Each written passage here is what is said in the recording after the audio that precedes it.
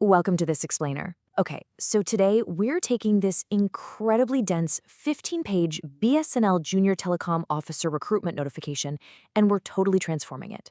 We're turning it into a clear, easy-to-follow diagnostic roadmap. Now, if you've been eyeing a prestigious engineering position in the telecom sector, you already know that trying to navigate these official government documents can feel, well, completely overwhelming.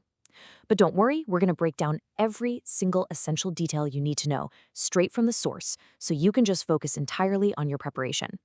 To save you a massive headache, we've sliced this whole thing down into 6 logical steps. We'll run through the JTO opportunity, checking your eligibility, the exam pattern, the actual syllabus, training and bonds, and finally, those all-important key dates and how to apply.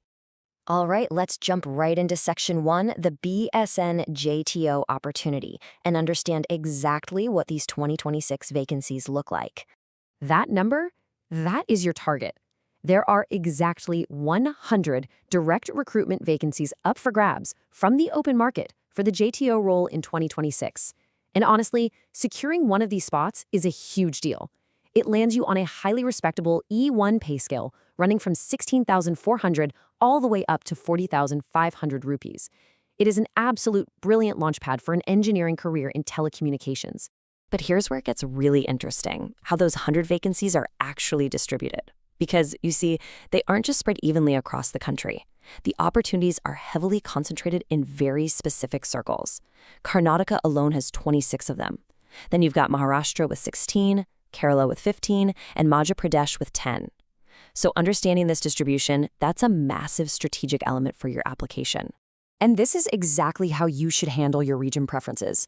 The official notification essentially begs you to select all 21 circles in your preference dropdown.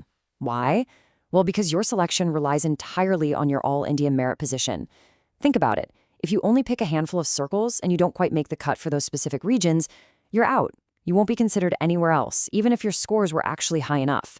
So play it smart, maximize those chances, and rank all 21. Moving on to Section 2, checking your eligibility. Let's talk age limits and degrees. First up is the age limit gatekeeper. For the unreserved category, you need to be at least 20 and max 30 years old by the application closing date. But check out the contrast here. The government of India provides some pretty significant age relaxations. If you have a valid non-creamy layer OBC certificate, your maximum age bumps up to 33. For SC and ST candidates, it's 35. And for persons with benchmark disabilities, it goes way up to 40, 43, or even 45, depending on your exact category. Plus, your educational background needs to be a perfect match. You've got to be an Indian national with a specific engineering degree. Think bachelor's or master's in telecommunications, electronics, radio, computer, electrical, IT, or instrumentation. Or if you have an MSc in electronics or computer science, you're totally eligible too. But crucially, and do not miss this, you must physically possess this qualification by the closing date of the application. Let's tackle Section 3, the JTO exam pattern. We're looking at marking and structure here. Okay, here is the actual architecture of the exam. You're going to face one continuous 3-hour marathon paper, split into 3 sections. Sections I and I are going to grill you on your core engineering streams, 50 questions each, worth 200 marks per section. Then, Section 3 mixes it up with a general ability test, just 20 questions for 80 marks. So the grand total? 120 questions, maxing out at 480 marks. And notice just how much your core engineering knowledge dominates this thing. 100 out of the 120 questions are pure engineering. That is over 83% of the entire exam. The general ability stuff is honestly just a tiny slice of the pie. Your technical expertise is, without a doubt, the main event here.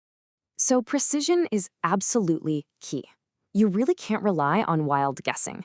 The scoring system is generous, giving you 4 marks for a correct answer, but it aggressively bites back with a -1 mark for every single incorrect guess. It's a 1/4 negative marking ratio. Literally, one wrong answer wipes out a quarter of the points you just earned on a right one. Accuracy is just as critical as speed. And here is a sneaky trap that catches a lot of candidates off guard.